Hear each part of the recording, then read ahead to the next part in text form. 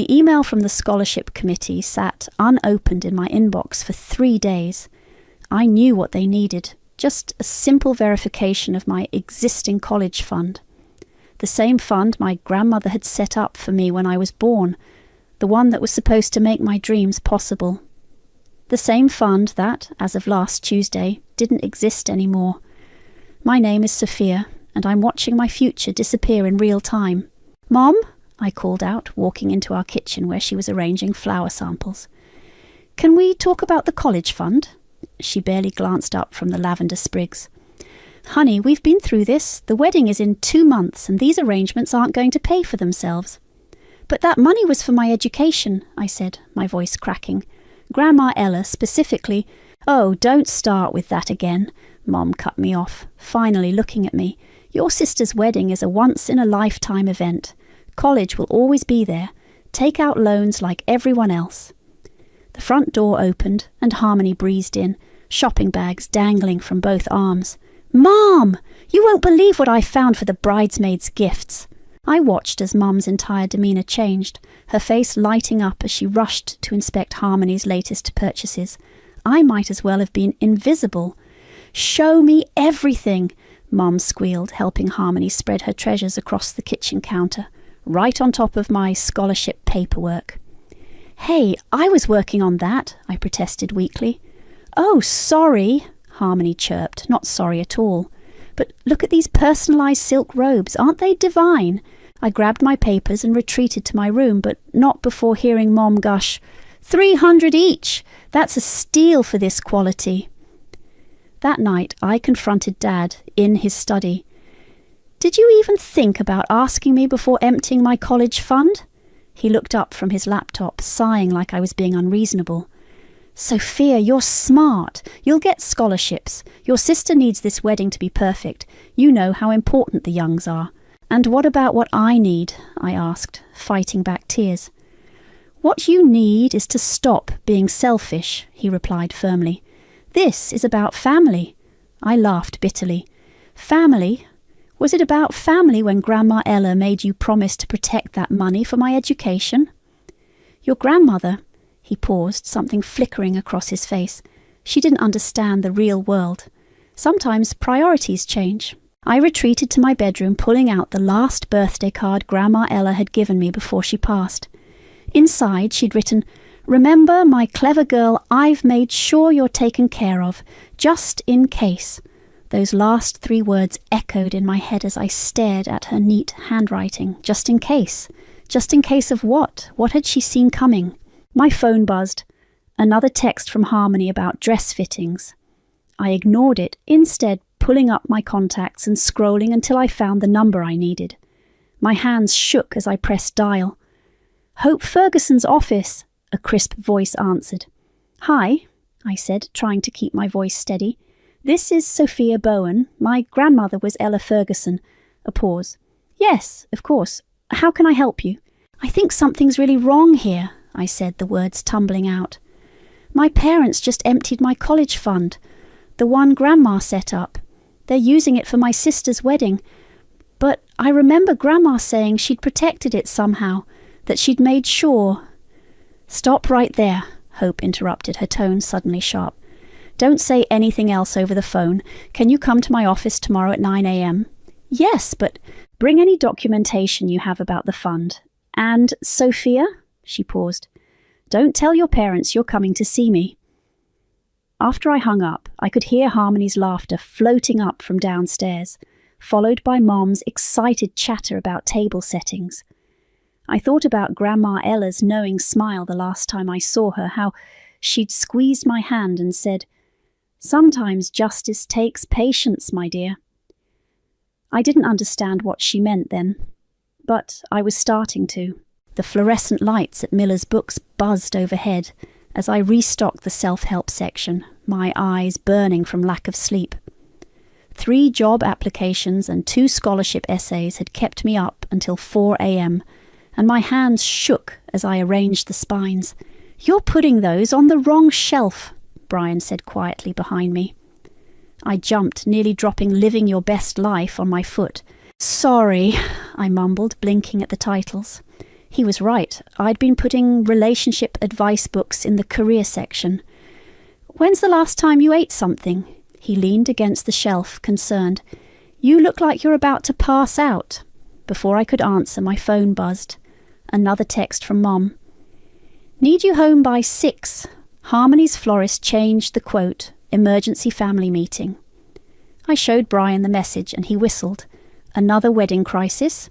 The florist wants to charge extra for imported peonies," I said, my voice hollow. "Apparently, local flowers aren't good enough for the Youngs." "How much extra?" "5,000. I laughed, but it came out more like a sob. "That's a semester's worth of textbooks right there." Brian touched my shoulder gently. "Take your break. I'll cover for you." In the break room, I pulled out my laptop and opened another scholarship application. The words blurred together as I tried to explain why I deserved financial aid, why I was worth investing in, when my own family hadn't thought so. My phone rang. Hope Ferguson's number flashing on the screen. I answered immediately. "I've reviewed everything," she said without preamble. "Can you come in tomorrow morning?" "I work until—" "This is important, Sophia. Your grandmother made sure you weren't forgotten." Something in her tone made my heart skip. "What do you mean?" "Not over the phone. Tomorrow, 9 a.m. sharp." She paused. "And bring a notebook." I made it home by 6:05, but the family meeting was already in full swing. "It's not just the peonies," Harmony was saying, waving her hands dramatically. "Dante's mother says the table settings look cheap. We need to upgrade everything." Dad rubbed his temples. "How much?" "Only 12,000 more." Harmony's voice went sweet, the way it always did when she wanted something. "Daddy, please. The Youngs are expecting—" "The Youngs this, the Youngs that," I snapped, surprising everyone, including myself. "Maybe they should pay for their precious table settings." The room went silent. Mum's face darkened. "Sophia, if you can't be supportive—" "Supportive?" I stood up, my chair scraping back. "You took my entire future and turned it into centerpieces, and I'm supposed to be supportive?" "Don't be dramatic," Harmony rolled her eyes. "It's just college. You can still go to community college or something." I stared at her, at this person who was supposed to be my sister, and felt something inside me break. "I got into Princeton." "What?" Mom's head snapped up. "I got in. Full academic acceptance." I pulled the crumpled letter from my bag. "But I can't go because I can't afford it, because my college fund is paying for your imported flowers and crystal glasses." Harmony at least had the decency to look uncomfortable. Dad cleared his throat. "We'll figure something out. Maybe we can access some of your grandmother's retirement accounts." "Figure something out?" I laughed. "Like you figured out how to empty an account that wasn't yours to take?" "That's enough!" Mum slammed her hand on the table. "Go to your room if you're going to be difficult." I turned to leave, then stopped. You know what Grandma Ella told me once? She said sometimes the people who hurt you most are the ones who can't see past their own reflection. As I walked upstairs, I heard Hope's voice in my head from our brief call. "Your grandmother made sure you weren't forgotten." The next morning I sat in Hope's office, clutching my notebook as she read from a legal document. "The clause is very clear," she said, looking up at me. "Your parents' access to Ella's accounts is contingent on intact preservation of Sophia's trust." My heart stopped. "What does that mean?" Hope smiled, and for a moment she looked just like Grandma Ella. "It means, my dear, that your grandmother saw this coming, and she made sure there would be consequences." I watched from my bedroom window as Dad paced the driveway, phone pressed to his ear. His face grew redder with each passing minute. "What do you mean, denied?" he shouted into the phone. "I'm her son-in-law. Those accounts have my name on them." Inside, Mom was having her own meltdown in the kitchen. "But the honeymoon deposit is due tomorrow," she was saying to someone. "The Maldives package isn't refundable." I should have felt guilty. Instead, I felt oddly calm as I typed out an email to Hope. "They're trying to access the accounts now. What happens next?" Her response came quickly.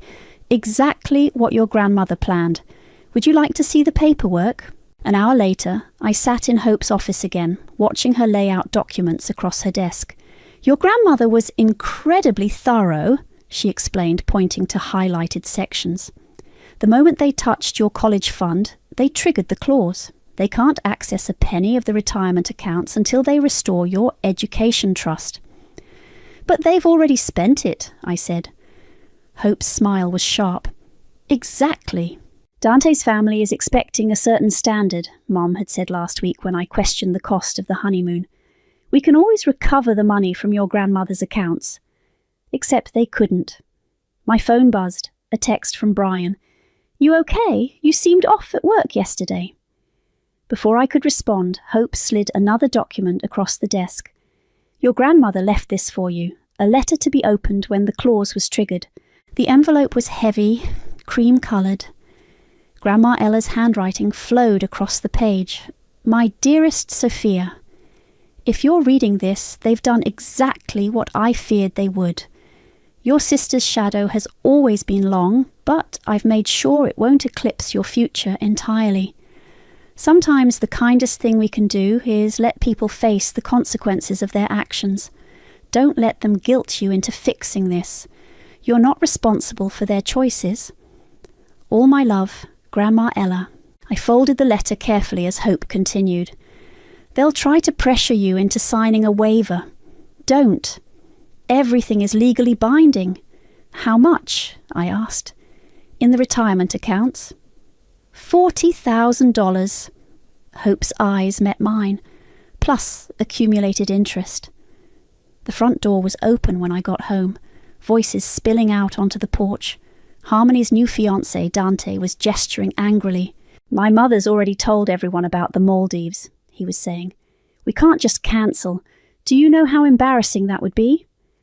We'll figure it out, Mom promised, her voice tight. There's just a small issue with accessing some funds. Small issue? Dad interrupted. The bank won't even talk to us anymore. They keep referring us to that damn lawyer. I tried to slip past them, but Mom's head snapped toward me. Her makeup was smeared, eyes wild. Tell me what you did, she whispered. I didn't do anything, I said truthfully. Grandma Ella did. What's that supposed to mean? Dante demanded. But Mom's face had gone pale. The clause, she breathed. That's what Ella meant at Christmas, wasn't it, when she said she'd made arrangements? What clause? Harmony appeared in the doorway, still in her wedding planning clothes. What's going on? Your sister, Mom's voice was shaking, somehow got her grandmother to lock us out of our retirement savings. I didn't get her to do anything, I corrected. You did that yourself when you stole my college fund. Borrowed, Dad shouted. We borrowed it. Without asking, without permission, for a wedding that costs more than 4 years of tuition. My voice was steady now. Actions have consequences. Fix this. Harmony stepped toward me, her perfect features twisted. Fix it right now. I can't, I said, and I wouldn't if I could. You selfish little... Mom started forward, but Dad caught her arm. We'll talk to Hope again, he said. There has to be a way around this. I walked past them, up the stairs, their voices following me. The Youngs will never understand. We can't cancel the honeymoon. How could she do this to us? In my room, I pulled out my phone and finally replied to Brian, No, I'm not okay. But I think I will be. Then I opened my laptop and started another scholarship application. Below me I could hear Mom crying, Dad arguing, Harmony demanding. But for the first time in years their drama felt distant, like a storm I was watching from somewhere safe and dry. My phone lit up with a text from Hope. Your grandmother would be proud. I thought about the letter, about consequences and choices, about shadows that had grown too long. And I smiled. The church bells chimed as guests filed in, all designer dresses and air kisses. I sat in the back row, smoothing my simple blue dress, the only one I owned that was appropriate, according to Mom's standards. The Youngs are here! Someone whispered excitedly, and heads turned as Dante's family made their entrance, dripping in jewellery and superiority. A hand touched my shoulder. Brian slid into the seat beside me, looking uncomfortable in his borrowed suit. "You didn't have to come alone," he said quietly. "I didn't want to explain why I'm sitting in the back of my own sister's wedding," I replied. The music started and Harmony appeared in the doorway. She was radiant in her custom gown, floating down the aisle like she'd been born for this moment. Mom was crying in the front row, Dad beaming proudly beside her. "And now," the minister said, "we'll hear a few words from the family." I watched as various relatives stood to give their speeches.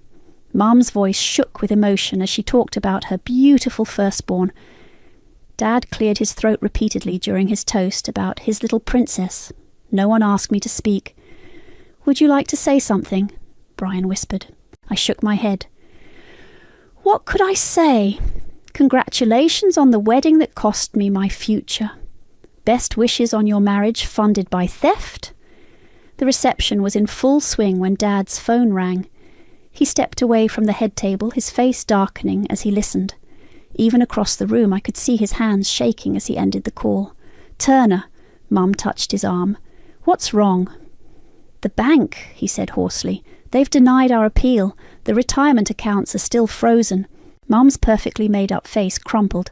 "But the catering bill—" "Not here," Dad hissed, glancing at the nearby tables. "Later." But their whispered argument carried across the dance floor.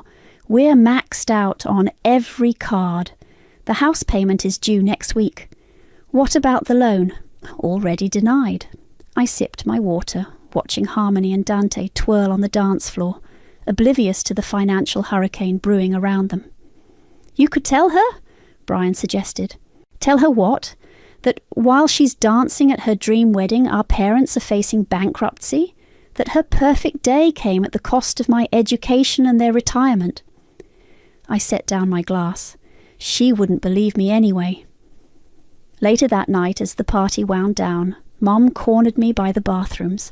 Her eyes were glassy, either from champagne or tears. "This is all your fault," she slurred.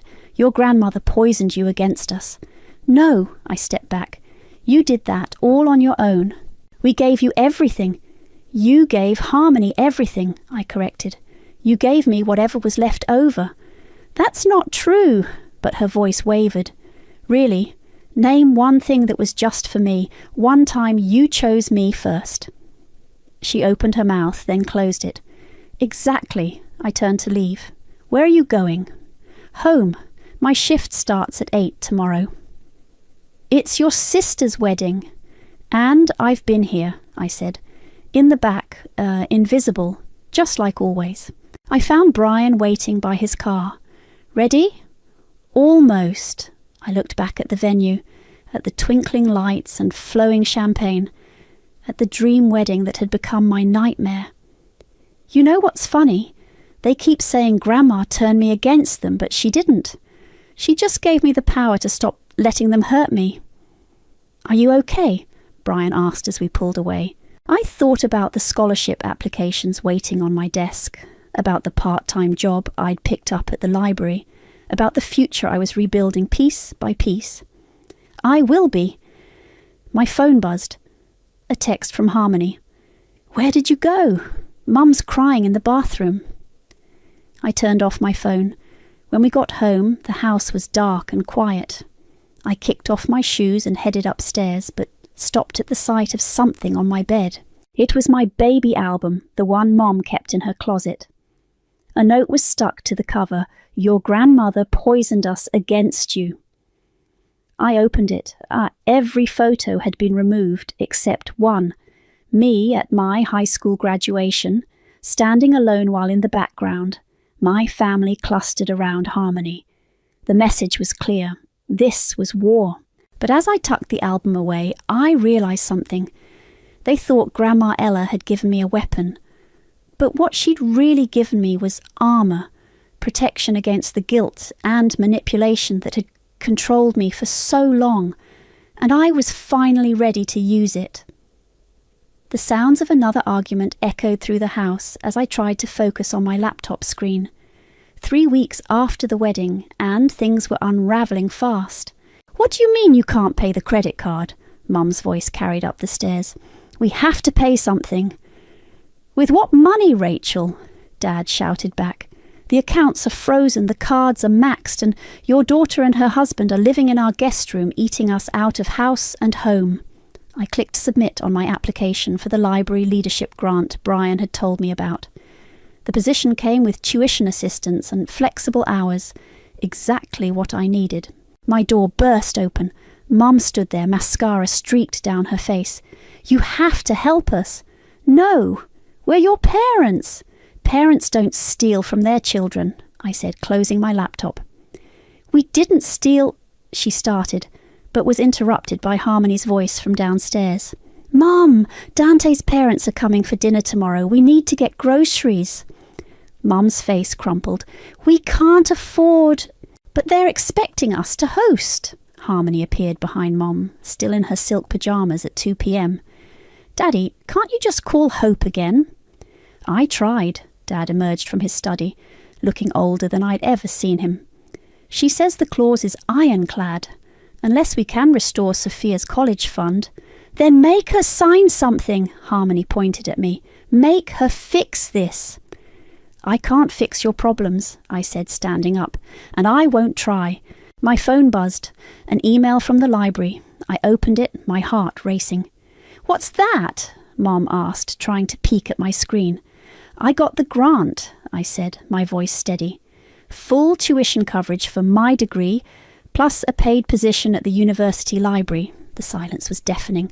"Congratulations," Dad finally said, but his tone was hollow. Harmony snorted. "Great! While we're drowning in debt, you're getting free money." "It's not free," I snapped. "I worked for this. I earned it. While you were planning your perfect wedding, I was writing applications and working double shifts." "Girls," Mum started, but was cut off by the doorbell. Dad went downstairs to answer it. A moment later, his voice carried up, "Hope, what are you doing here?" I hurried downstairs to find Hope standing in our foyer, elegant as always in her charcoal suit. "I came to deliver this in person." She held out an envelope to Dad. "The final ruling from the bank's legal department." Dad's hands shook as he read the letter. "This is impossible." "The terms are quite clear," Hope said. "The misuse of Sophia's educational trust has permanently restricted access to Ella's retirement accounts. There is no appeal process." "But that's our money!" Mom cried. "No," Hope's voice was steel. "It was Ella's money, left with specific conditions you violated." "We're her parents," Dad tried again. "We had the right—" "You had an obligation," Hope corrected, "to protect your daughter's future.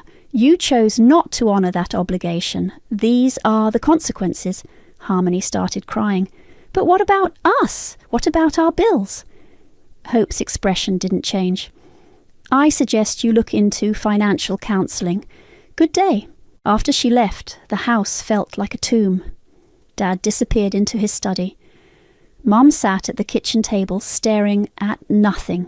Harmony retreated to the guest room, slamming the door. My phone buzzed again. A text from Brian. "Got the grant?" "Yes," I typed back. "And something else too. Freedom." That evening, as I was leaving for my shift at the bookstore, I overheard Dante on the phone in the garden. "Mother, please—" "Yes, I know the wedding was expensive." "No, we can't move in with you instead, because it would look bad." Inside, Mom was trying to calculate bills on the back of an envelope, her handwriting getting messier as the numbers got bigger. "Sophia!" she called out as I reached for the door. "Please, we're still your family." I thought about the empty photo album, about years of being second best, about the casual cruelty of taking my future to fund Harmony's perfect day. "No," I said quietly. "You're just the people who raised me. Family would have protected me." As I walked to my car, I could see Dad through his study window, on the phone again, probably trying another bank. Harmony was on the front steps, scrolling through her honeymoon photos, still living in her bubble of privilege. My phone lit up with an email. Congratulations on your acceptance to the Advanced Library Sciences program. I started my car, leaving them all behind with their choices and consequences.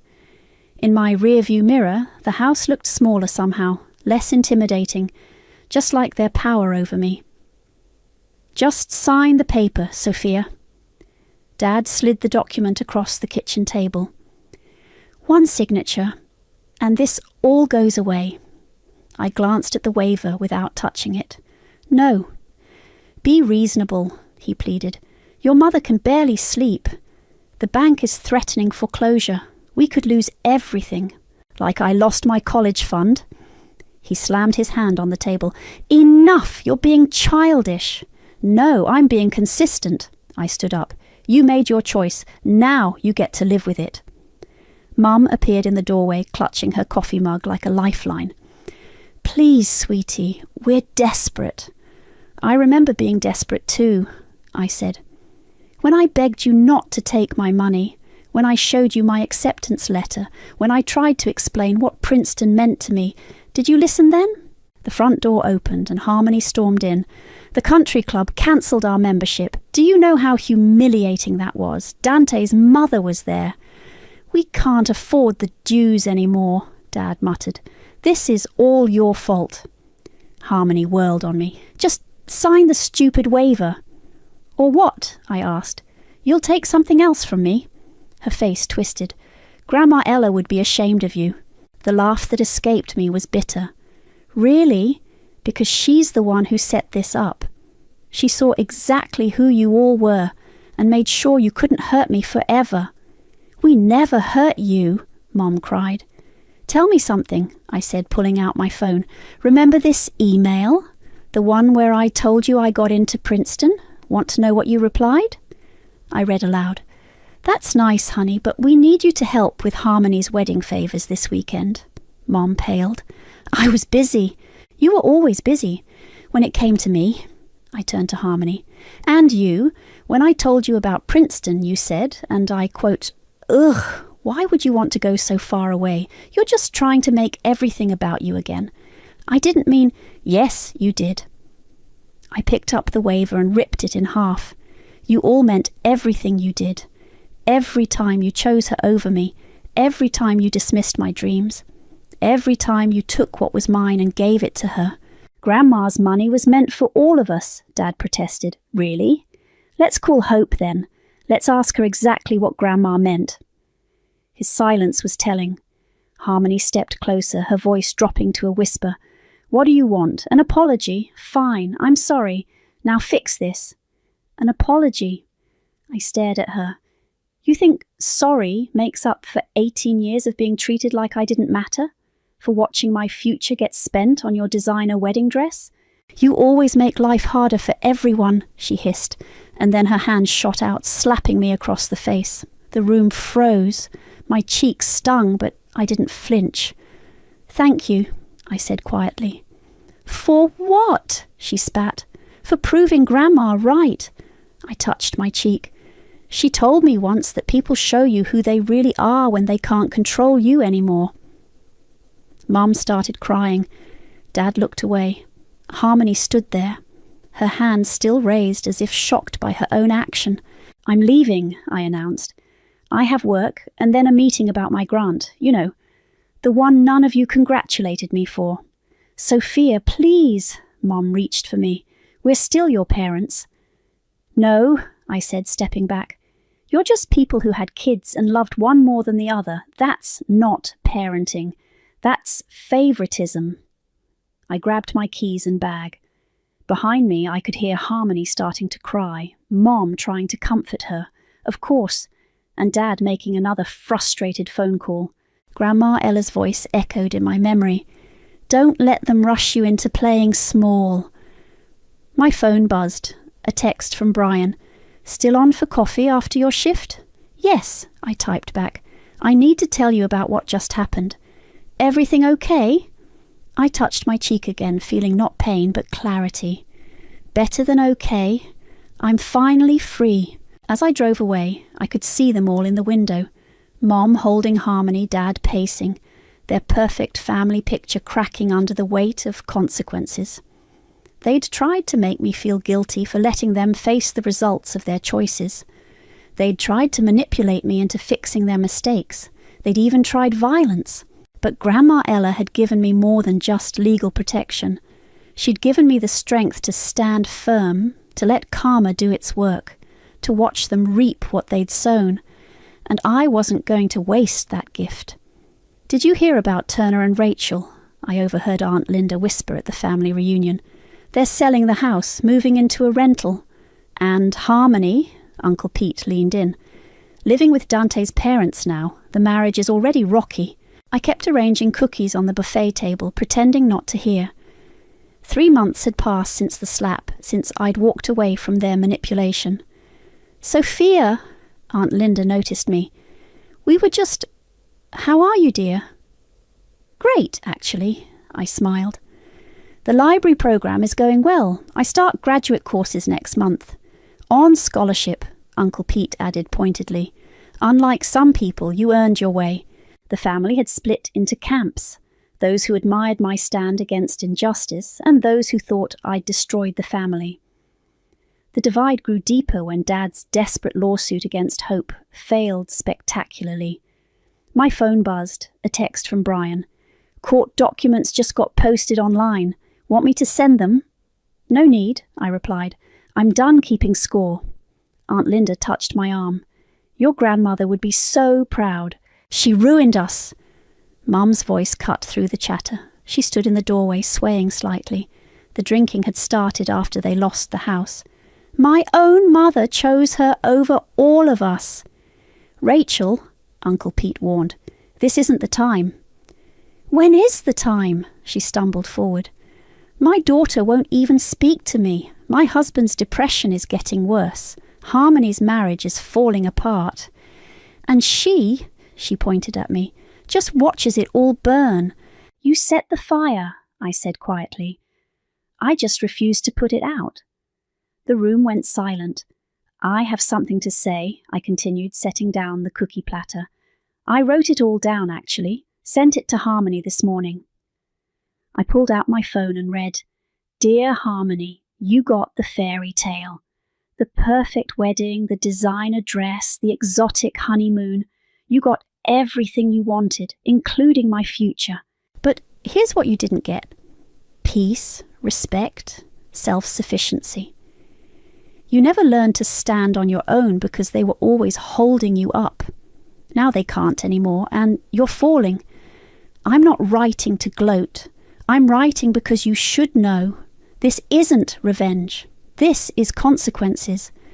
This is what happens when you build your happiness on someone else's pain. You got the fairy tale. I got the truth." "Sophia." Mom lunged for my phone, but Uncle Pete caught her arm. "Rachel, enough! How dare you?" she hissed. "After everything we did for you." "Everything you did for me," I laughed. "Let's list it. You took my college fund. You dismissed my achievements. You enabled Harmony's entitlement. You chose her happiness over my future. Every single time." "We loved you." "No, you loved having someone to sacrifice." My phone buzzed again, a voicemail notification from Harmony. I played it on speaker.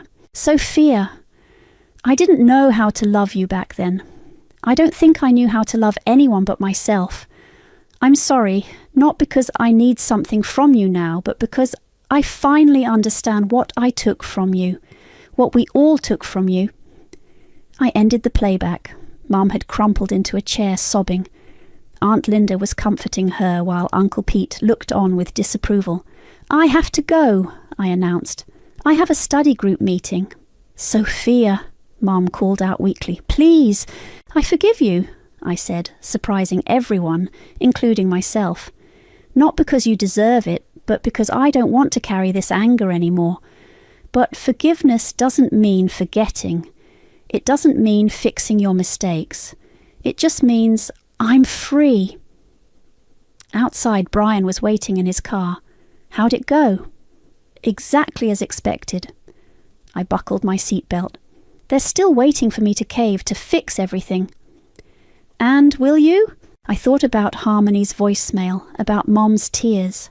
about Dad's depression, about the consequences finally catching up to them all. No, I said firmly. Some lessons have to be learned the hard way. As we drove away, I could see Mom watching from the window, still crying. My phone showed 3 missed calls from Harmony and a text from Dad. We should have protected you. I'm sorry we failed. Too little, too late. But as we turned the corner, I felt lighter somehow. Their drama wasn't my responsibility anymore. Their problems weren't mine to solve. I had my own story to write now, and it didn't include being anyone's sacrifice. The last box of Grandma Ella's books sat on my new apartment floor, waiting to be unpacked. Each one held a memory, her reading to me, teaching me to think critically, showing me how to stand up for myself. My phone lit up with Mom's weekly text. Thinking of you, hope you're well. Brief, careful, restrained. So different from her previous emotional manipulations. I left it unanswered like all the others. Need help with that? Brian asked, carrying in another box. Just this last one. I pulled out Grandma's favourite novel, a worn copy of Pride and Prejudice. A sealed envelope fell from between its pages. What's that? My hands trembled as I recognised Grandma Ella's handwriting. For Sophia. When it's over. Inside was a letter I'd never seen before. My dearest Sophia, if you're reading this, you've finally broken free. I've watched them dim your light for years, always choosing Harmony's sparkle over your steady glow. It broke my heart, but I knew you needed to find your own strength. The clause wasn't just about money. It was about consequences, yes, but more importantly, it was about choice, your choice, to stop being their sacrifice, to start being your own hero. You were always my favourite chapter. Love, Grandma Ella. The doorbell rang. Through the peephole, I saw Harmony standing there, looking nothing like the princess bride of 6 months ago. Her designer clothes were gone, replaced by simple jeans and a sweater. Don't open it, Brian warned. But I did. Hi, she said softly. Nice place. What do you want, Harmony? To talk. Really talk. She held up her hands. No manipulation, no asking for help, just talk. I let her in. She looked around at the modest apartment, at the boxes of books, at the life I was building without them. Dante left, she said suddenly. Turns out he only wanted the fantasy, the perfect wife with the perfect life and perfect family money. I'm sorry, I said, and meant it. Don't be. I needed this. She picked up Grandma's letter, which I dropped on the coffee table. Can I? I nodded. As she read, tears filled her eyes. She was right about me, about all of us. She handed the letter back. We didn't just take your money, did we? We took your childhood, your security, your trust. Yes. I filed for divorce yesterday, she continued. Got a job as a receptionist. Mum's furious, says it's beneath me. And what do you think? I think it's exactly what I deserve. She met my eyes. I'm not asking for forgiveness or money or anything really. I needed you to know that you won. This wasn't about winning, I said, touching Grandma's letter. It was about surviving, about choosing myself for once. Well, you did both. She stood up. I should go. Mum doesn't know I'm here. She's not handling things well. I know. Dad emails me their therapy bills sometimes, like that will make me cave. But you won't, will you? No. She nodded. Good, don't. She walked to the door, then turned back. You know what's funny? All those years they said you were the weak one. But you're the strongest person I know. After she left, Brian helped me unpack the last box. Each book found its place on my new shelves, creating a wall of wisdom and memory. You okay? He asked, shelving the final volume. Not better, I said, thinking about Harmony's visit, about Mom's careful texts, about Dad's desperate emails. Just seen. Finally seen. My phone buzzed. A message from Hope. Your grandmother would be proud of how you've handled everything. Coffee next week? I smiled, remembering Grandma Ella's words. You were always my favourite chapter. Revenge didn't heal me, I said to Brian, who was watching me carefully. But it did make sure they felt what I did, forgotten. And somehow that was enough. He took my hand. Ready to write your own story now? I looked around my new apartment, at the life I was building from the ashes of their betrayal, at the strength I'd found in standing firm, at the peace I'd discovered in letting go. Yes, I said, squeezing his hand. And this time, I'm the author. I placed Grandma's letter in her favourite book, but I didn't need to read it again. Its message was already written in my heart, in my choices, in my refusal to be anyone's sacrifice ever again. Some people call it revenge, others call it karma. I call it justice, and it tastes like freedom.